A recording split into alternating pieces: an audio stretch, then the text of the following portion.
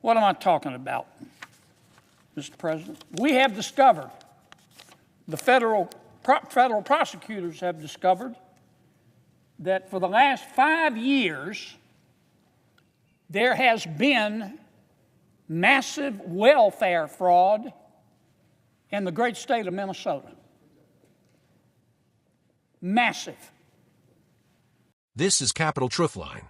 Before we begin, like this video, subscribe to the channel, and stay with us, because what Senator Kennedy just exposed on the Senate floor is everything that's wrong with American politics today. President, we have discovered, the federal prosecutors have discovered, that for the last 5 years, there has been massive welfare fraud in the great state of Minnesota.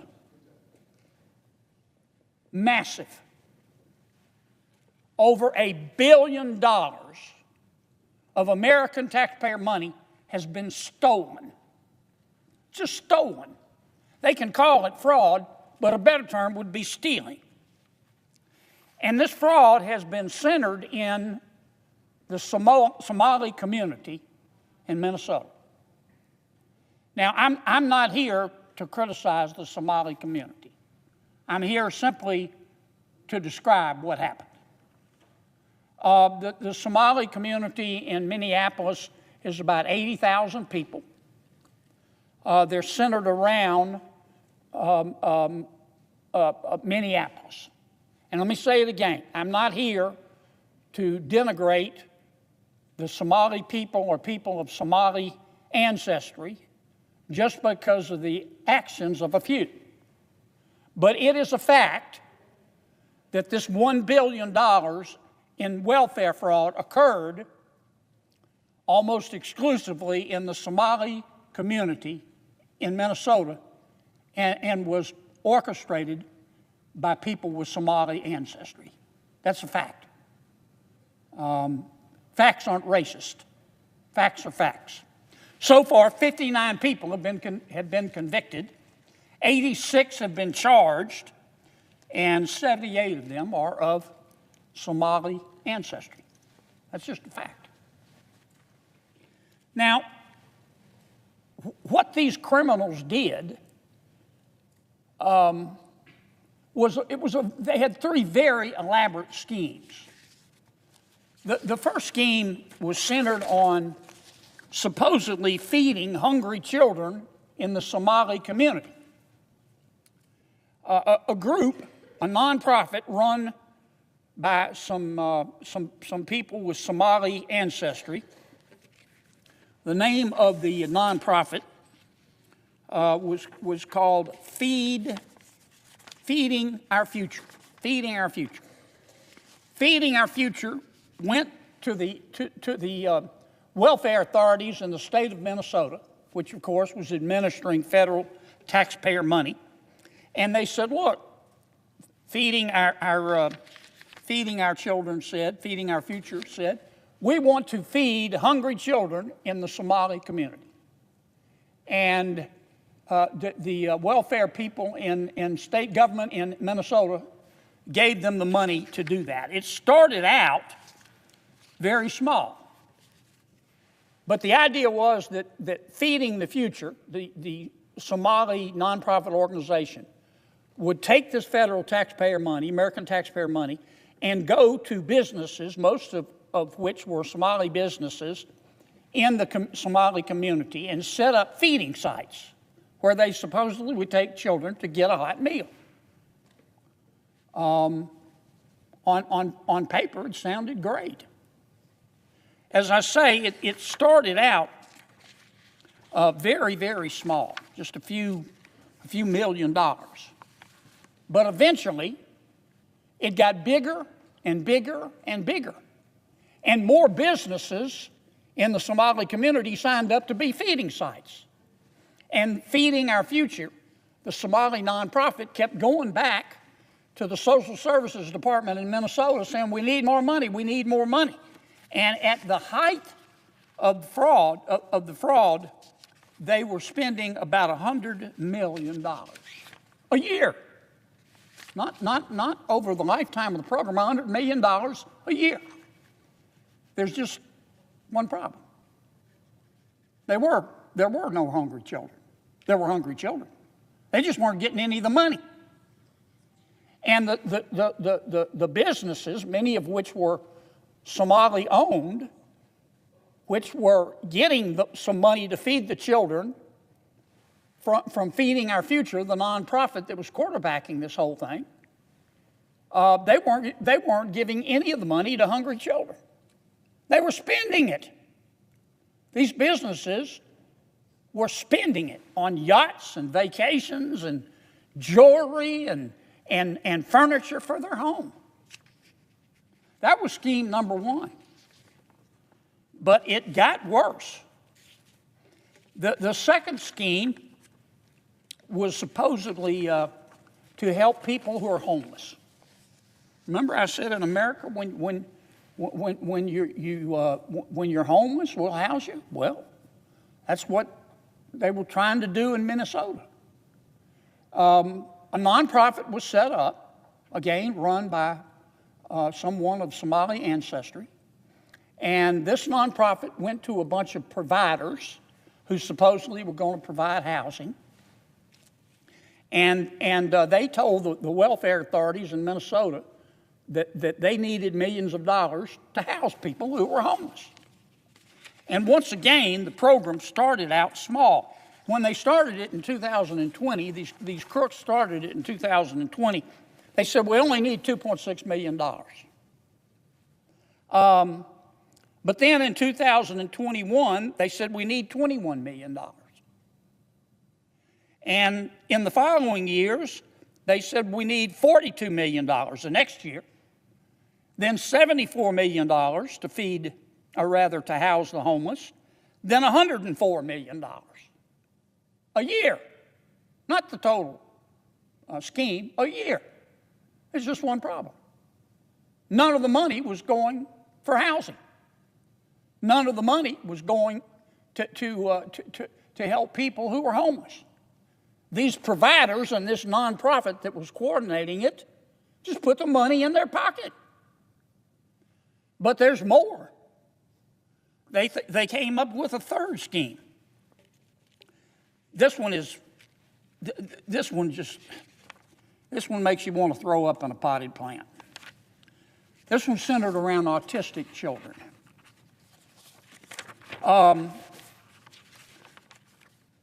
Once again, in this third program, a group of providers, supposedly medical providers, got together and they went to the welfare authorities in Minnesota and said, we need money to help autistic children. You say, well, that's a wonderful thing to do. And then these providers, once the welfare department at the state government in Minnesota gave them the okay, they went out and started recruiting autistic children. You say, well, okay, we have to get the word out somehow. But they couldn't find very many autistic children. So they started going to parents in the Somali community and saying, can we call your child autistic? Can we certify that your child is autistic? If you'll let us do that, we'll pay you a bribe. Anywhere from $400 to $1,500 a child. Now, once again, the program, it didn't start big. These were sophisticated crooks. And its leader was a woman by the name of Asha Farban Hassan. She was also in, by the way, on the feeding of the children scam as well. And as best we can tell, they approached parents only in the Somali community. But once again, they couldn't find enough autistic children, so they bribed the many parents in the community, gave them money to certify that their children were autistic. In the first year, they were clever. They only asked for $3 million. The second year, in 2019, they asked for $54 million. Then in 2020, they went up to $77 million. And then in 2021, they really got greedy. They went to $183 million. And in 22, $280 million. And in 2023, $400 million. All total, in these three fraud schemes, these crooks stole $1 billion of taxpayer money. Here's well, I started to say worst part, but let me amend it. Equally bad part. You say, well, hello, how could this happen? Why didn't the people in the Department of Social Services and the Welfare Department in state government, when they saw these claims arising, why didn't they say something? Didn't they go out and check these businesses that were supposedly sites to feed homeless children? Didn't they go talk to some of the children and their parents to see if some of the children really were autistic? Didn't the state authorities go out and say, can you show us one of the homes that you're providing to the homeless people? After all, we're spending $1 billion. They didn't, because the politicians wouldn't let them. And the crooks who were setting all this up, they're pretty smart. I'll give you one example. Remember I talked about the nonprofit involved in feeding the so-called hungry children, called Feeding the Future. The rank and file employees in the welfare office started getting suspicious when the claims went up, and they contacted Feeding Our Future.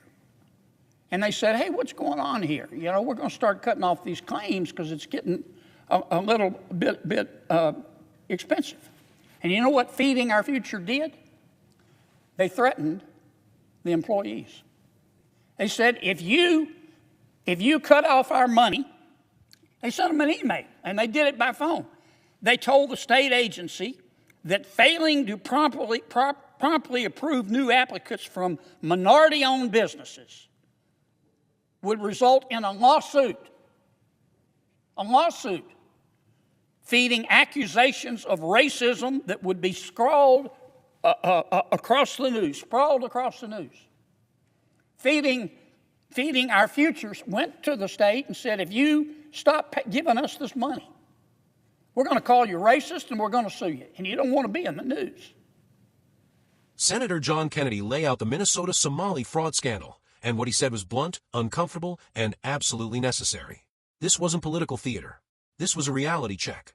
According to federal prosecutors, over $1 billion in taxpayer-funded welfare programs were stolen in Minnesota through fake food programs, fake housing programs, and fake autism services. Programs that were designed to help hungry children, homeless Americans, and vulnerable families were turned into personal cash machines for criminals. Senator Kennedy didn't mince words. He called it clown world on steroids, and he's right. What makes this even worse is that state employees saw it happening. They raised concerns. They tried to investigate. And instead of being backed up, they were silenced. Why? Because the nonprofits involved threatened accusations of racism. Politicians were more afraid of bad headlines and losing votes than they were of stopping fraud. Oversight collapsed, accountability disappeared, and the theft continued for years. This scandal happened in the same district represented by Ilhan Omar. And while she loves to lecture America about justice and morality, her own backyard was bleeding taxpayers dry. The silence from her and other Minnesota Democrats is deafening. This isn't about race. This is about corruption. It's about government programs with zero guardrails and politicians who refuse to enforce the law because it's politically inconvenient. When identity politics overrides basic accountability, this is the result. Senator Kennedy did what more elected officials should be doing. He told the truth. He named the problem. And he reminded Americans that generosity without oversight invites abuse. If we don't demand accountability now, this will happen again. Bigger programs, bigger fraud, bigger cover-ups. That's why channels like Capitol Truthline exist. We say what the mainstream media won't.